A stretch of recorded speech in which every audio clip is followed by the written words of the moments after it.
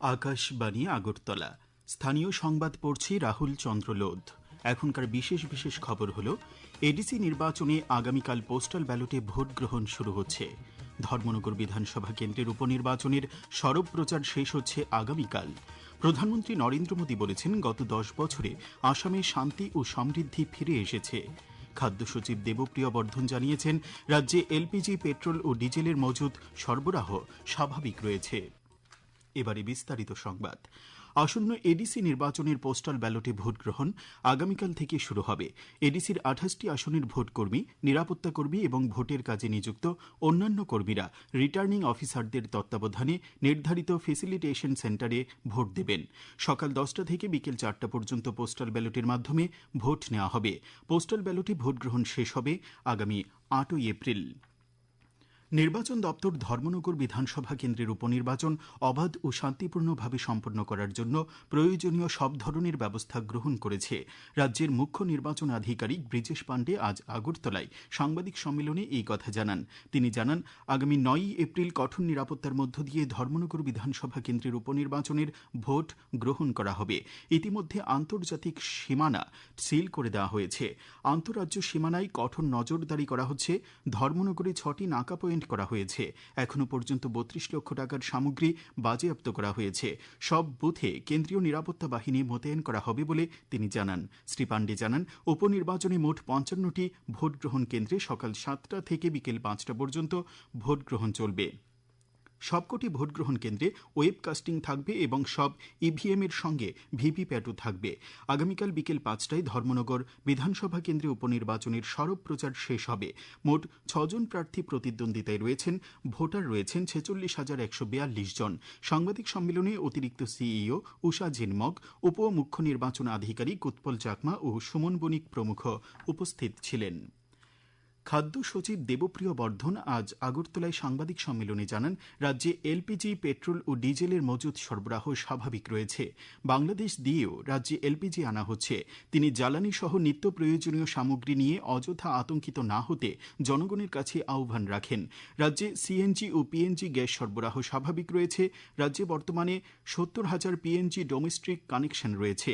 তিনি আরও বলেন, রাজ্য ও জেলা স্তরে মনিটরিং সেল প্রতিনিয়ত জ্বালানি সরবরাহ স্বাভাবিক রাখতে পর্যবেক্ষণ করে যাচ্ছে। সাংবাদিক সম্মেলনে উপস্থিত ছিলেন খাদ্য অধিকর্তা সুমিত লোধ। মুখ্যমন্ত্রী অধ্যাপক ডাক্তার মানিক সাহা আজ দশদা বাজারে দশদা কাঞ্চনপুর কেন্দ্রের বিজেপি প্রার্থী শৈলেন্দ্র নাথ এবং মাছমারাতে বিজেপি প্রার্থী মঞ্জু রানী সরকারের সমর্থনে জনসভায় বক্তব্য রাখেন।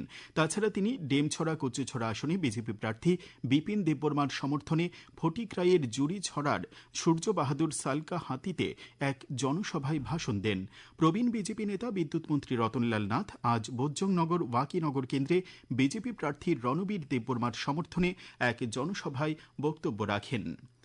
সিপিআইএম এর রাজ্য সম্পাদক জিতেন্দ্র চৌধুরী আজ আমবাসায় কুলাই চাম্পাহাউর কেন্দ্রে সিপিআইএম প্রার্থী অতুল দেববর্মার সমর্থনে এক জনসভায় বক্তব্য রাখেন। সিপাহীজলা জেলার তৈবান্দাল স্কুল মাঠে কাঁঠালিয়া মির্জা রাজাপুর কেন্দ্রে তিপ্রামথা প্রার্থী ডেভিড মুরাসিং এর সমর্থনে জনসভায় বক্তব্য রাখেন তিপ্রামথা দলের প্রতিষ্ঠাতা প্রদ্যুৎ কিশোর দেববর্মা। ধর্মনগর বিধানসভা কেন্দ্রের উপনির্বাচনে বামফ্রন্ট প্রার্থী অমিতাভ দত্তের সমর্থনে আজ ধর্মনগর শহরে মিছিল ও সভা আয়োজন করা হয়। ধর্মনগরের দিঘির উত্তর পারে জনসভায় সিপিআইএম এর বরিষ্ঠ নেতা প্রাক্তন মুখ্যমন্ত্রী মানিক সরকার বিজেপি সরকারের বিভিন্ন নীতির সমালোচনা করে বক্তব্য রাখেন। ভারতীয় জনতা পার্টির প্রতিষ্ঠা দিবস আজ আগরতলায় প্রদেশ বিজেপির সদর কার্যালয়ে পালিত হয়। এ উপলক্ষে দলীয় পতাকা উত্তোলন করেন প্রদেশ সভাপতি সাংসদ রাজীব ভট্টাচার্য। এদিকে বিজেপির প্রবীণ নেতা মুখ্যমন্ত্রী অধ্যাপক ডাক্তার মানিক সাহার উপস্থিতিতে ধর্মনগরের অটল ভবনে বিজেপির 47তম প্রতিষ্ঠা দিবস পালন করা হয়। মুখ্যমন্ত্রী প্রধানমন্ত্রী নরেন্দ্র মোদী যে নতুন ভারত গঠনের লক্ষ্য স্থির করেছেন, সেই লক্ষ্যকে সামনে রেখে নতুন ত্রিপুরা নির্মাণে সকলকে এগিয়ে আসার আহ্বান জানান। এই খবর আপনারা শুনছেন আকাশবাণীর আগরতলা কেন্দ্র থেকে। বিজেপির বর্ষিয়ান নেতা তথা প্রধানমন্ত্রী নরেন্দ্র মোদী আজ আসামের হোজাই ও বরপেটায় দুটি নির্বাচনী জনসভায় বক্তব্য রাখেন। তিনি আসামের প্রতিটি অঞ্চলের উন্নয়নকে তাঁর সরকারের শীর্ষ অগ্রাধিকার হিসেবে পুনরুল্লেখ করেছেন। প্রধানমন্ত্রী বলেন, গত 10 বছরে আসামে শান্তি ও সমৃদ্ধি ফিরে এসেছে। আসাম এখন বিদ্যুৎ উৎপাদনে একটি মডেলে পরিণত হয়েছে, যা শিল্পায়ন ও কর্মসংস্থান ত্বরান্বিত করবে। মরিগাঁওয়ে প্রস্তাবিত সেমিকন্ডাক্টর কারখানার উদাহরণ টেনে তিনি বলেন, এটি ইলেকট্রনিক্স ও বৈদ্যুতিক যানবাহনের ক্ষেত্রে নতুন দিগন্ত খুলে দেবে। বিজেপি বিকশিত ভারতের লক্ষ্যে একটি বিকশিত আসাম গড়ার রোডম্যাপ নিয়ে কাজ করছে বলে তিনি উল্লেখ করেন। প্রধানমন্ত্রী পশ্চিম এশিয়ায় উদ্ভূত পরিস্থিতিতে সংকট মোকাবিলায় কেন্দ্রীয় সরকারের গৃহীত পদক্ষেপ বিস্তৃত উল্লেখ করেন।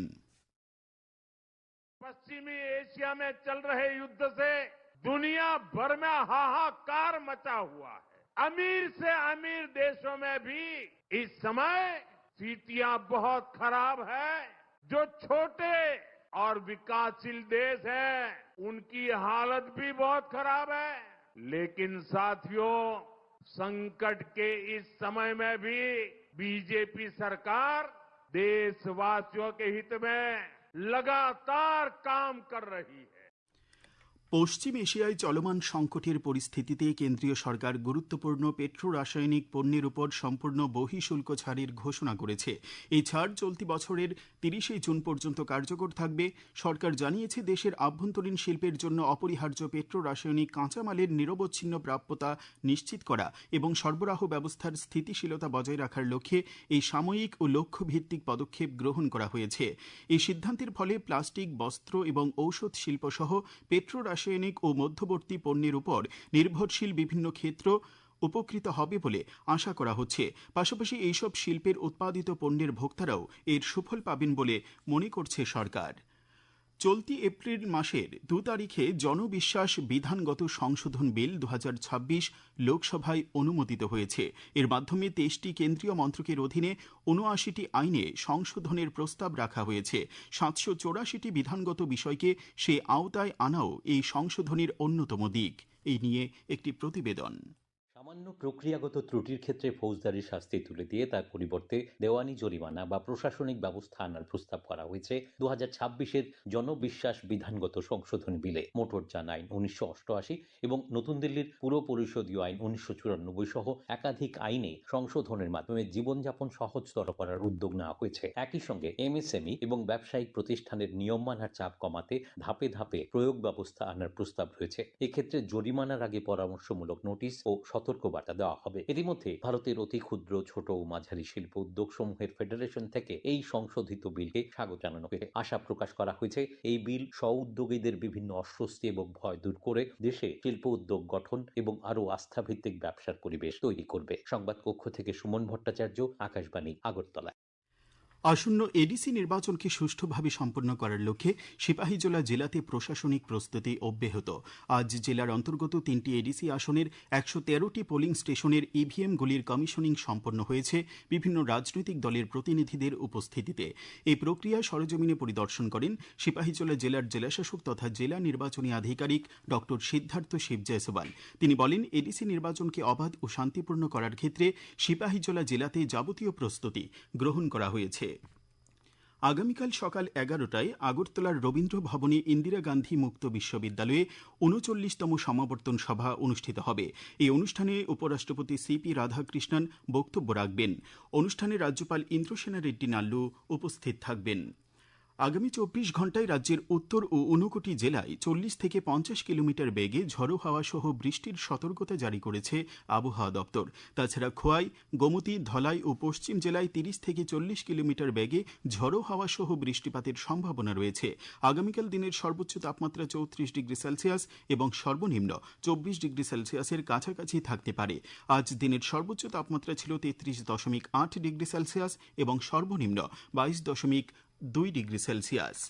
শেষ করার আগে খবরের বিশেষ অংশগুলি আরেকবার পড়ছি। এডিসি নির্বাচনে আগামীকাল পোস্টাল ব্যালটে ভোট গ্রহণ শুরু হচ্ছে। ধর্মনগর বিধানসভা কেন্দ্রের উপনির্বাচনের সরব প্রচার শেষ হচ্ছে আগামীকাল। প্রধানমন্ত্রী নরেন্দ্র মোদী বলেছেন, গত ১০ বছরে আসামে শান্তি ও সমৃদ্ধি ফিরে এসেছে। খাদ্য সচিব দেবপ্রিয় বর্ধন জানিয়েছেন, রাজ্যে এলপিজি, পেট্রোল ও ডিজেলের মজুত সরবরাহ স্বাভাবিক রয়েছে। স্থানীয় সংবাদ আজকের মতো এখানেই শেষ হলো।